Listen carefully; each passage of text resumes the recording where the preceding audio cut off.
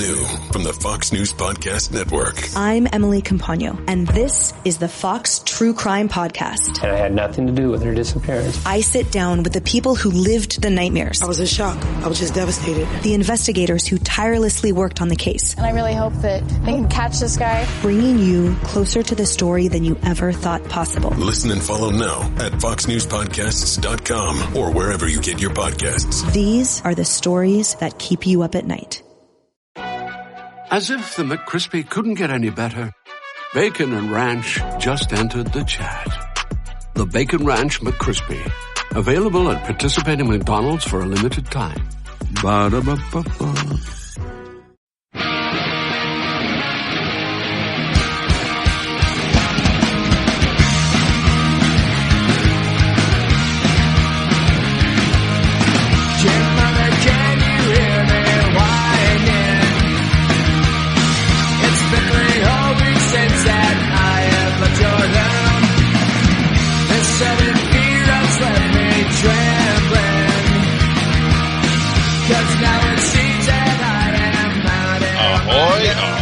Get on board the Vikings ship.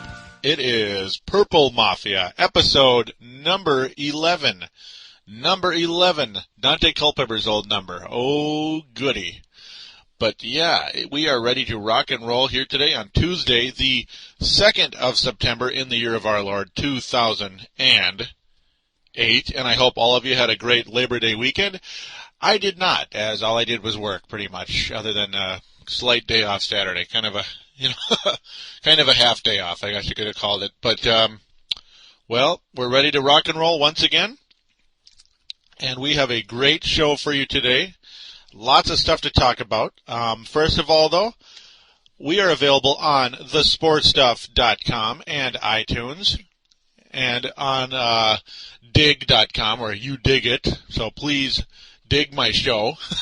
Click on the dig button as you see it on thesportstuff.com. The more the merrier. That is good news. It just shows more and more people appreciate the show. Some good stuff. Now, we do have a message board here on thesportstuff.com. Simply click on the button on the upper right-hand corner where it says TSS Boards, and you will be directed to sign up, get a screen name. It is 100% free and 100% fun. And another way to get there is thesportspodcasters.com/boards, thesportspodcasters.com/boards. Also now, you guys out there, I'm so grateful as Purple Mafia made the iTunes, the sports part of iTunes, top 100 last week. Top 100. We're talking shows like, the Big Ten Network, ESPN. There are so many big-time shows in that top 100. And Purple Mafia reached as high as number 77 last week, which is just absolutely wonderful, absolutely phenomenal. The fourth show in the history of TSS, thesportstuff.com, to ever make the iTunes Sports Top 100. And I thank you all very, very much for listening to this program, supporting this program, downloading it on thesportstuff.com and iTunes.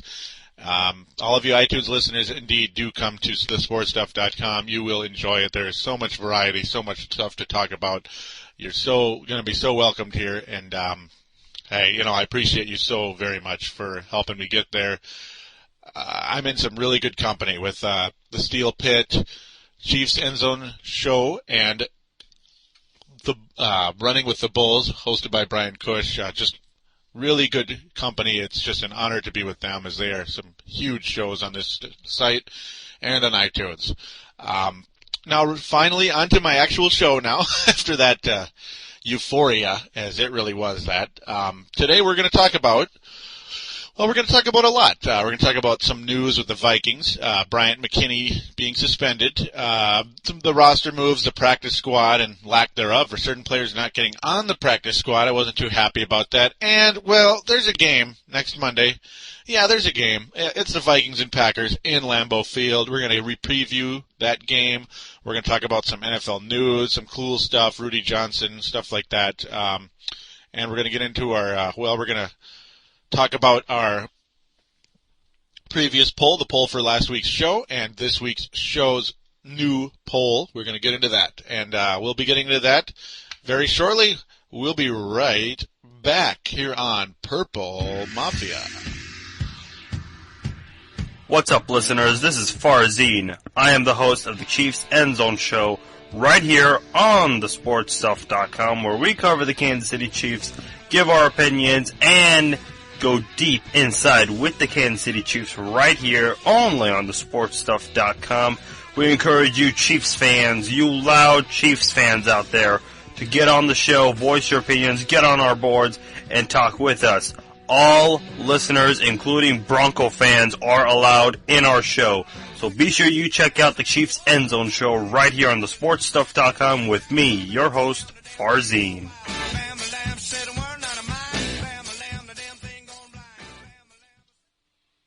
And we are back here on Purple Mafia. And folks, it is time to talk some heavy football. It is time to get hot and heavy into the NFL and your Minnesota Vikings. First of all, with Bryant McKinney, who was officially suspended for the first 4 games of the season, which of course is very frustrating, but we all knew this was coming. Artis Hicks will start in place of McKinney during the suspension. I've been down on this guy for a while. I see him as an underachiever, and he's been a multi-offender with the law, including his involvement with the infamous Love Boat incident, as very frustrating to me. Just this guy, to me, got on my nerves most of last season, as the guy just does not seem to get it at this point in time. He wants to get lots of money, and he's been a subpar offensive lineman to me. He really has, at least in terms of, well, when you consider you took him with the 7th overall pick years ago, it's just been tough to swallow. That was the 2002 7th overall pick, that is. Do I think he has lived up to that? Absolutely not. He had a couple of good years, but particularly his second, third year, he was pretty good. But other than that, he's not really lived up to the hype, in my opinion. And, yeah, multiple incidents, just driving me crazy. I can only hope this guy grows up at some point in time. There has been no talk about releasing him anytime soon or, say, getting rid of him. So, he's a pretty valuable guy. The national press continues to call the Minnesota Vikings offensive line a great offensive line. I disagree. I think they're a decent offensive line. You got Bryant McKinney being out of control. Herrera's okay. Not too excited. Artis Hicks is okay, but he's a backup for a reason. Burke getting a little older, kind of injury prone, and when he gets hurt, he's out for the year, it seems like. Steve Hutchinson is probably about the best at his position in the entire league, at the tackle position, so can't complain about him at all, but that's pretty much the deal with the offensive line there. Not too happy with that with Bryant McKinney. This guy needs to worry more about the team and about his future rather than getting involved with such stupid things. I'm very frustrated with that. But overall, you know what? People are people, and they're going to do things, so nothing I can do about it. Of course, none of us really can. Going to get off that topic very quickly, as all that does is just kind of get me ticked off. As, of course, since my last show, the Vikings they've officially done the cutdowns to the 53-man roster. Oh, goody. Aren't you excited? Brandon Summral didn't make it, but 8 players were kept on the 8-man practice squad. Those guys were Brian Daniels, Tim Matran, wide receivers Jamar Johnson and Darius Reynaud, defensive lineman Martial Burnett, Legger Dozabel. That's one of the craziest names on the team. But yeah, he looked pretty good. You can't really miss a guy with such a weird name, Dozabel. But cornerback Marcus Walker and running back Albert Young remaining on the 8-man practice squad. So overall, I'm happy that Albert Young, Jamar Johnson, and Darius Reynaud were kept on the practice squad, as all 3 showed significant promise in the preseason. Albert Young continuously got yards when he was given the ball. I mean, that's just plain and simple. You're running back. The object is, of course, to, accumulate as many yards as possible, and Albert Young did that. He did a very good job. I thought he outperformed Maurice Hicks greatly in that department, but they do not see him as a special teams guy at this point in time, but they saw enough out of the undrafted Iowa player, at least, former Iowa player. They saw enough out of him that they figure he deserves to be kept around, and I'm very happy about that. Brooks Bollinger, gone. I don't believe he has officially signed with anybody just yet. Detroit Lions should give him a call, definitely. No, I'm kidding. Brandon Summral, though, released and was not kept on the practice squad. As you just noticed, his name was not called out of those 8 guys. He was signed by the Tampa Bay Buccaneers, folks. Signed by the Tampa Bay Buccaneers practice squad soon thereafter, which miffs me greatly. And other Viking fans, I've seen other Viking fans here on the StarTribune.com not too happy at all. Summral showed promise and worth at least a shot on the practice squad, in my opinion, and many others disappointed, very disappointed that he is not at least on the practice squad, as I think the Tampa Bay Buccaneers got a guy who could be a nice sleeper in the next couple of years. I do see him emerging and becoming a NFL player, if not already being one.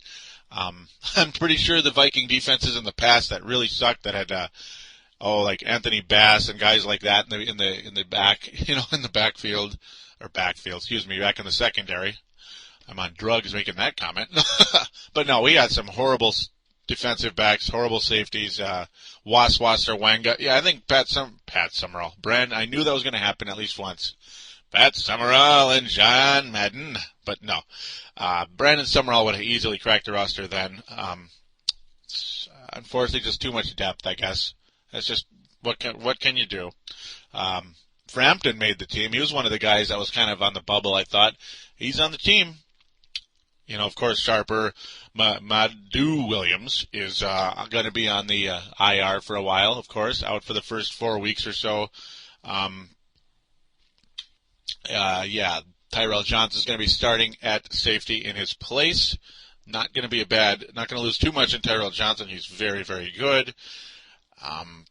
He got, noticing that Jamar Johnson, of course, being on the practice squad and on the NFL roster, well, apparently Andre Ellison was given the punt returner job over Jamar Johnson and Darius Reynaud, despite having far poorer numbers than the previous 2, who actually looked decent.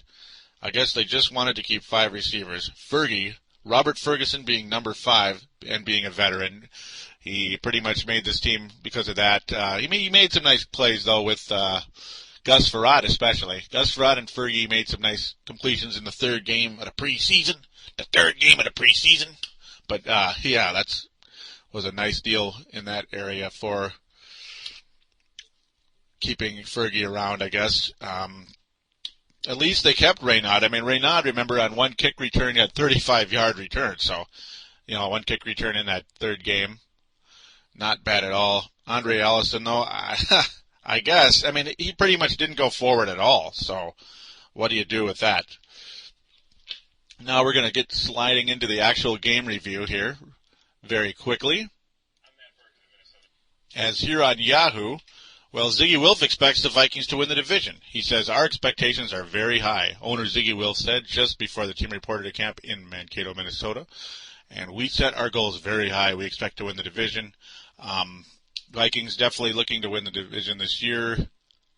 But, you got Madu Williams and McKinney out for the first 4 weeks or so. That's not good. Tavares Jackson hopefully will be healthy going in. He'll have his mobility going into the game.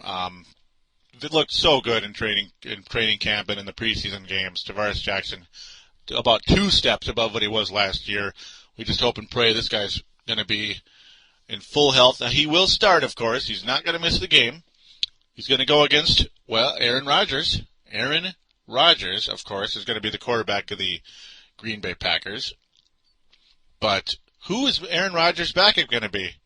It's Brian Brom, right? I mean, we all figured it's going to be Brian Brom. Well, guess what, folks?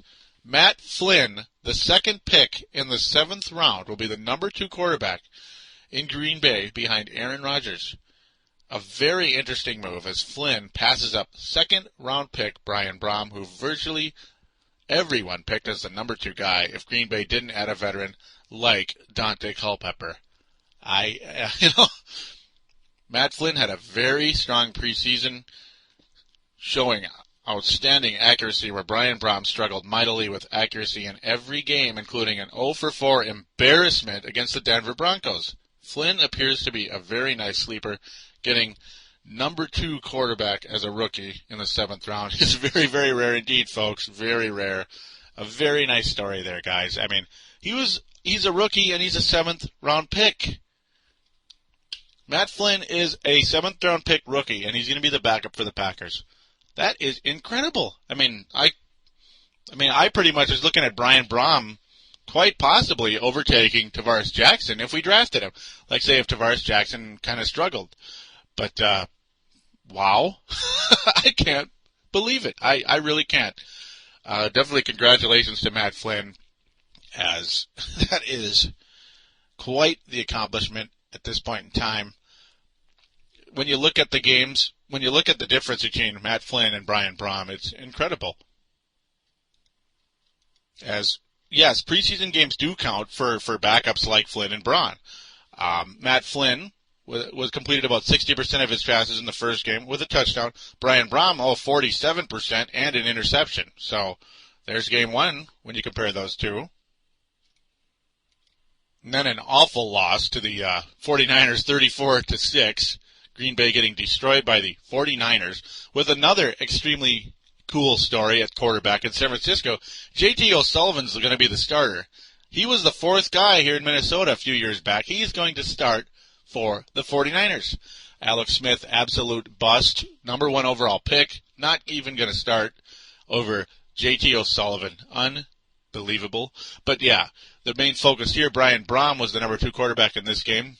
He only completed 4 of 9, where Matt Flynn 5 of 6. No touchdowns for either guy, but yeah, a little more accuracy for Flynn there. They both had 33 yards, but overall horse crap game. But Flynn was the only guy who was actually completing his passes in that game. Go figure. And now the only win for the Green Bay Packers.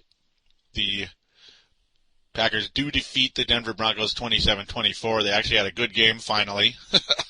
As Aaron Rodgers also looked very solid in the 3rd game of the preseason against the Broncos, completing 18 of 22 passes, no turnovers, and a passing and rushing touchdown in the game. 193 yards, not bad for that.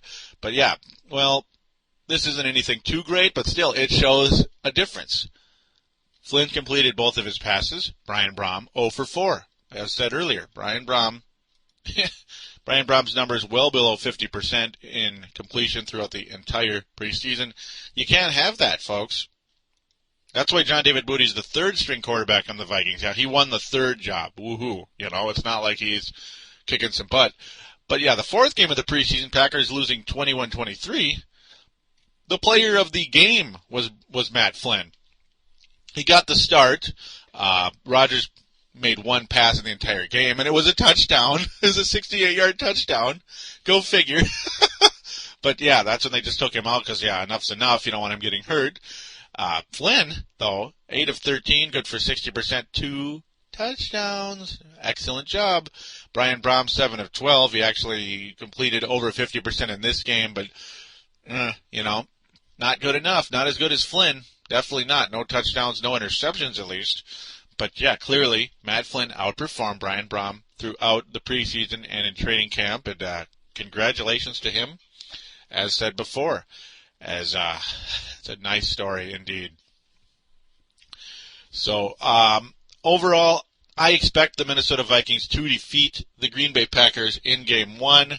As even though it is a road game, the Lambeau mystique is not the same, as they've lost tons of playoff games in Lambeau over the years, the last several years, since the glory days in the mid-90s. They all of a sudden start losing games there, and the Vikings look like a team ready to rock and roll, despite a few distractions with McKinney and the injuries to Madu Williams. But I don't think that's enough for them to lose, as Tavares Jackson is ready to rock and roll. Adrian Peterson is healthy and ready to rock and roll. Jared Allen and the entire defensive line is all set. Ray Edwards healthy. You have Brian Robinson all set and healthy. Of course, looking awesome in that fourth game of the preseason. LaTroy Guyan making the team. I'm loving that. Otis Grigsby, of course, on the team. That was a lock. Let's see Grigsby get yet another sack. Let's see him get a sack in a real NFL game again. Defensive line looking fantastic. David Herron was kind of a surprise to me. He made the team in the linebacker position, and I was dead wrong with Jeff Dugan. He made the team. I guess it was more of a numbers game with other players getting out of here, like the wide receivers, only keeping 5 instead of 6. So that's the way that goes. But I think the Vikings are too complete going in, despite the fact Aaron Rodgers looks pretty good. He looks like a pretty good quarterback, but overall, I see the Vikings squeaking out a close one, and I mean a close game. Maybe I'm going to go with 24-21. How about that? So, of course, both teams looking pretty healthy going in. Ryan Grant, of course, starting running back for Green Bay. Should be a dangerous guy, but the defensive line, well, it was the strength. The rushing defense was the strength of this team. We're going to have to wait and see on that one, as a lot of players carved up that the rushing defense in the preseason. They didn't totally carve them up, but they made them look silly on certain plays. Cowboy, all the way from the first game to the last game. That Seahawks game was just awful. Rice looked awesome against the Vikings as well. Ray Rice, the running back in Baltimore. So that's probably my biggest concern going in. Are we going to be able to shut Ryan Grant down? As Aaron Rodgers, he's going to have his hands full with Ray Edwards and Jared Allen, of course, coming at him, and maybe LaTroy Guyan will get in the game and get a sack, as that's pretty much what he's going to be doing on this team. He's going to be a nice sack specialist from the defensive tackle position. Can't wait to see that. But, of course, Charles Gordon winning the nickelback spot, and look for him to make some nice hits as well on Jennings and others, like the veteran Donald Driver, who is, of course, still a very big threat for this team. And Donald Driver has butchered the Vikings in the past, as we need to make sure he is in check. That is one of the biggest things the Vikings need to stop, other than Grant. Now, very quickly, there is some other NFL news to get into very quick, as got to throw this in, being this is a football show. Now, first, on a serious note, Jaguars offensive tackle Richard Collier was shot and critically wounded outside an apartment building early Tuesday as he and former Jacksonville teammate waited for 2 women they had met at a nightclub, police said. Collier, 26, and former Jaguars defensive end Kenneth Petaway were waiting in a Cadillac Escalade, that figures, when a gunman fired into the vehicle, said Jacksonville Sheriff's Office spokesman Ken Jefferson. Collier was shot several times, but it wasn't clear where he was hit. So that's a big shame. As you had the same incident with Washington Redskins last year, as this is really sad to see this kind of thing happen yet again. Second year in a row this kind of thing happened. Life-threatening injuries. So our hopes and prayers are with Richard Collier, and we wish him the best from Purple Mafia. Other NFL news, well, the Detroit Lions have a legitimate running back now, as they were looking to start the third-round pick this year. Kevin Smith, third-round pick for Detroit, as he was going to be their starting running back, and now I would think Rudy Johnson should win that job, probably not week 1. With that move, Tatum Bell, who was going to be the backup running back or third string, whatever, it looks like backup, he will be let go. Kevin Smith becomes the backup, and that's the deal right now with the Detroit Lions.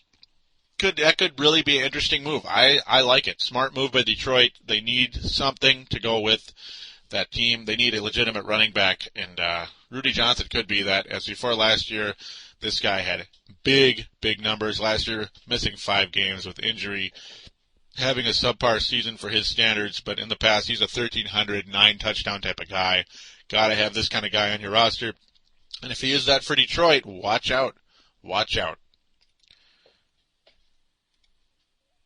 And good news on the Hurricane front. Well, the Saints are going to play in the Superdome on Sunday, despite Hurricane Gustav, as that came and went without as much damage as, well, Katrina. Certainly not nearly as much. It was a Category 2 hurricane, so not quite as horrible this time around. The Saints ready to rock and roll.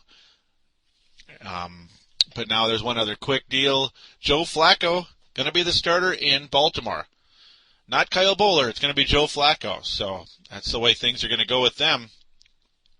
And he looked even worse in the preseason than John David Booty and Brian Brom. So good luck to Baltimore. That's going to be a tough one.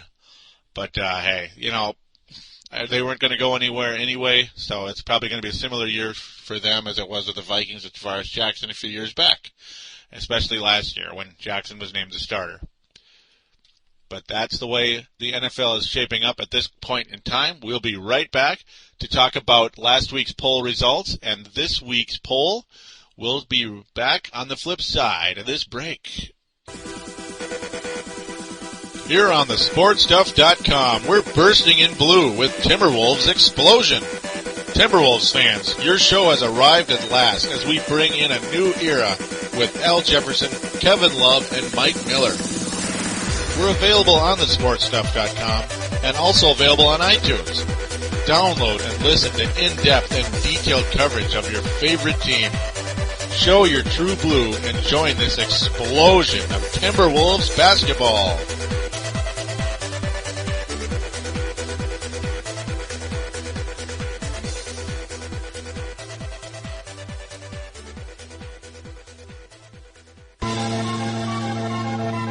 Here on thesportstuff.com, we're toughing up on Brave the Wild with Palladino. Join me, Palladino, as we brave the Minnesota Wild Hockey Club on our way to the playoffs. We're available on thesportstuff.com and iTunes. The boogeyman, Derek Bugard, says you'd better listen or he just might drop the gloves. Call up your courage and brave the Wild with your buddy, Palladino Joey.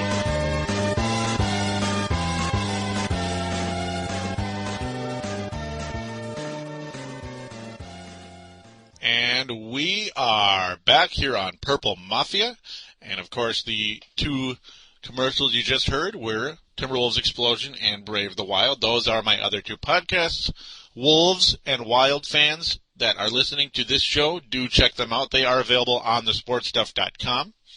And, well, they're not available on iTunes yet as of today, as there's been a delay with iTunes and getting them up. And I contacted Dylan. He said he will be on it ASAP. And I do appreciate that from Dylan, as he's doing the best he can, as sometimes iTunes delays things.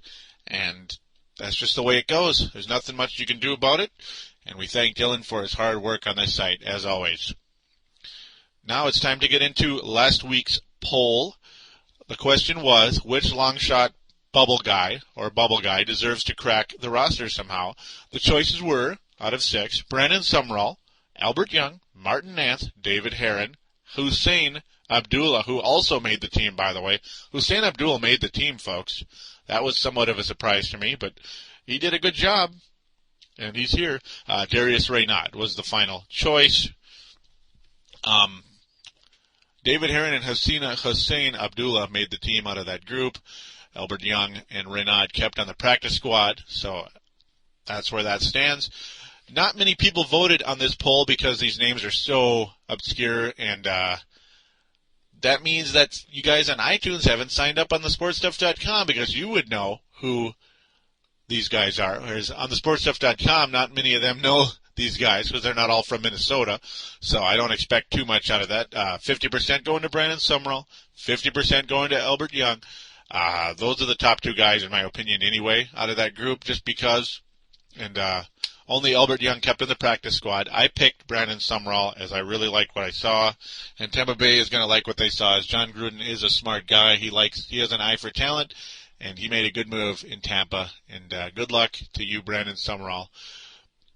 No comments left, as of course, people here on TSS.